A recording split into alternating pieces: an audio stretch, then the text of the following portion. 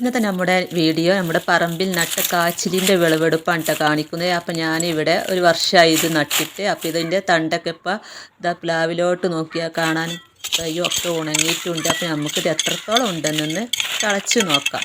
അപ്പോൾ ഞാൻ കൈക്കോട്ടൊന്നും എടുക്കുന്നില്ല, ഈ അരിവാൾ വെച്ച് തന്നെ മെല്ലെ മെല്ലെ മണ്ണ് മാന്തി എടുക്കുകയാണ്. എന്നിട്ട് നമുക്ക് ഒട്ടാതെ വേണം ഇത് എടുക്കാനായിട്ട്. ഇത് കണ്ട ഒരു പാത്രത്തിലുള്ള നിറയെ നമുക്ക് കിട്ടിയിട്ടുണ്ട്. ഇനി നമുക്ക് നല്ല പോലെ ഒന്ന് കഴുകിയെടുക്കാം. ഇത് നല്ല പോലെ കഴുകി മണ്ണൊക്കെ പോയതിന് ശേഷം നമുക്ക് അതിൻ്റെ തൊലിയൊക്കെ കളഞ്ഞ് പീസാക്കി എടുക്കാം. ഇതുപോലെ കട്ട് ചെയ്തതിന് ശേഷം നമുക്കിതൊരു കുക്കറിലിട്ടൊന്ന് പുഴുങ്ങിയെടുക്കാം.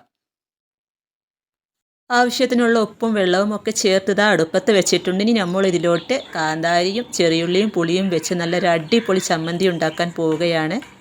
അപ്പോൾ നമ്മുടെ ചമ്മന്തിയും റെഡി ആയിട്ടുണ്ട്. നമ്മുടെ കാച്ചിൽ പുഴുങ്ങിയതും വെന്തിട്ടുണ്ട്.